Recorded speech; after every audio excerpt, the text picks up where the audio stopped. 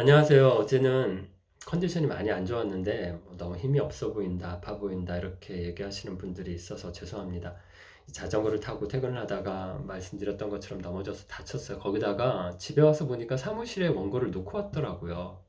그래서 이 영상 올리는 걸 포기할까 했는데 민지가 사무실에 가서 가져다 원고를 주어서 이 영상을 간신히 올렸는데요. 다행히 지금은 좀 멍들고 까지긴 했지만 많이 좋아졌습니다. 걱정해 주신 분들에게 감사를 드립니다. 조심해야 될 것 같습니다. 오늘 본문을 보면 세 단락으로 나눠지는데 첫 번째와 세 번째 단락에 예수님의 가족들 이야기가 나오고 두 번째 단락엔 서기관들과 예수님이 논쟁하는 이야기가 나옵니다. 그러니까 이걸 샌드위치 구조라고 하는데 예수님의 가족 이야기가 그 첫 번째, 세 번째 있고 두 번째는 서기관들과 논쟁하는 이야기를 이렇게 감싸고 있죠. 첫 번째 단락부터 보면 예수님이 어느 집에 들어가셨어요. 그러니까 또 그 집으로 사람들이 막 몰렸어요. 그래서 20절에 식사할 겨를도 없었다라고 하는데 예수님이 그 집에 가서 식사를 하려고 하신 것 같아. 그런데 사람들이 너무 많이 따라 들어오니까 식사를 못 하셨어요. 근데 또 이 집에 누가 찾아왔는가 하면 예수님의 친족들이 왔대요. 왜 왔는지 21절 예수님을 붙들려고 왔다라고 하는데 이 표현이요. 데리고 가고 끌고 가려고 왔다라는 의미예요. 그럼 왜 데려가려고 했는가 하면 예수님이 미쳤다는 이야기를 들었기 때문입니다. 왜 우리 가족 중에 아빠가 막 어디 가서 막 크게 떠들고 소란스럽게 하고 그러면 아빠 왜 그래 쪽팔리게 막 이러면서 아빠를 말리고 데려오잖아요. 저는 그런 적 예수님의 가족들이 예수님을 그렇게 생각하고 데리러 온 거예요. 두 번째 단락은 왜 예수님의 가족들이 예수님을 미쳤다라고 생각했는지를 알려주는 내용인데 이거 누가 퍼뜨렸어요? 예루살렘에서 내려온 서기관들입니다. 그러니까 예수님이 지금 계신 곳이 어딘가 하면 갈릴리고요. 갈릴리는 이스라엘의 북부 지방이에요. 가운데 중부 지방이 사마리아고 남부가 유대거든요. 그러니까 예루살렘은 남부 유대 지방에 있어요. 지금으로 이야기하면 서울에 있는 서기관들, 종교 지도자들이 예수님에 대한 소문을 듣고요. 조사를 하러 멀리 지방 갈릴리까지 온 거예요. 그래서 예수님을 보고 어떻게 판정을 했는가 하면 바알세불에 집혔다. 귀신의 왕에게 사로잡혔다. 이렇게 판단을 했어요. 이단으로 규정을 해버리고 사단에게 속한 사람이라고 판단한 겁니다. 그런데 서기관들이 이렇게 말했다는 건 무엇인가요? 능력을 인정하기는 한 겁니다.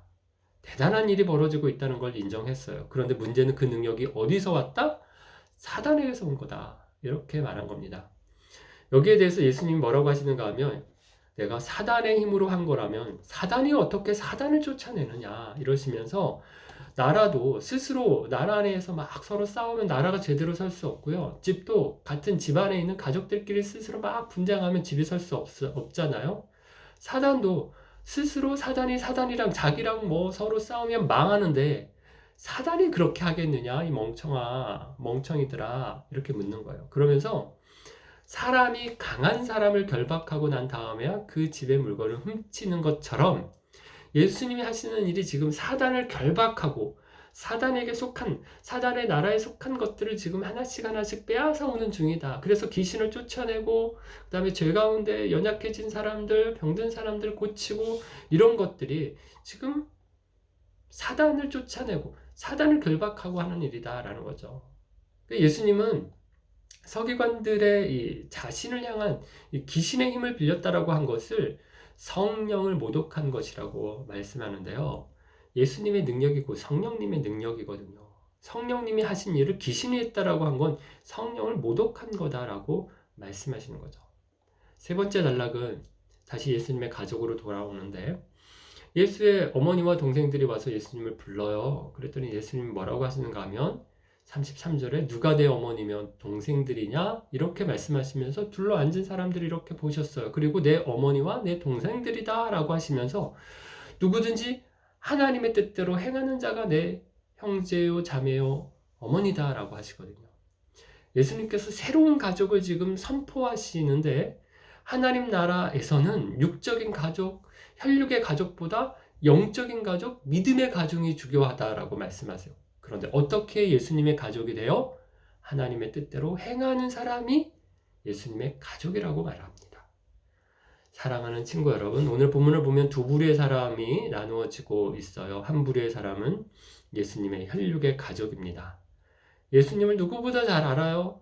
아들이고 형이고 오빠기 때문에 예수님을 누구보다 잘 아는 사람이에요. 그런데 예수님을 어떻게 알아요? 미쳤다, 귀신 들렸다라고 생각하고 쪽팔려서 붙들어 오려고 해요. 이들과 같은 부류인데 종교 지도자들, 권위 있는 사람들이에요. 성경을 많이 알고 연구하는 사람들이에요. 이들도 예수님을 어떻게 평가합니까? 귀신의 힘으로 능력을 행하는 거다라고 보았어요. 예수님이 이들에게 성령을 모독하는 사람들이다라고 합니다. 대신에 예수님께서 다른 부류의 사람을 말씀하시는데 누굽니까? 예수님의 진짜 가족입니다. 하나님의 뜻대로 행하는 사람들을 예수님이 가족이라고 하세요. 예수님의 친족들처럼 신앙생활을 오래 해서 예수님을 많이 아는 것 중요한 게 아니에요. 예루살렘에서 온 서기관들처럼 성경을 많이 읽고 연구해서 아는 것, 그게 중요한 게 아니에요. 중요한 건 하나님의 뜻대로 행하는 겁니다. 예수님을 만났어요. 그러면 예수님을 닮아가고 따라가는 것이 중요해요. 하나님의 말씀을 듣고 배우고 깨달았어요. 그러면 작은 것 하나라도 순종하고 실천하려고 애쓰는 것이 중요하다라는 겁니다. 예수님의 혈육의 가족, 대단한 종교 지도자가 되는 것보다 예수님을 따라서 하나님의 말씀에 순종해서 행하여서 예수님이 불러주시는 진정한 가족 되시는 저와 여러분 되시기를 바랍니다.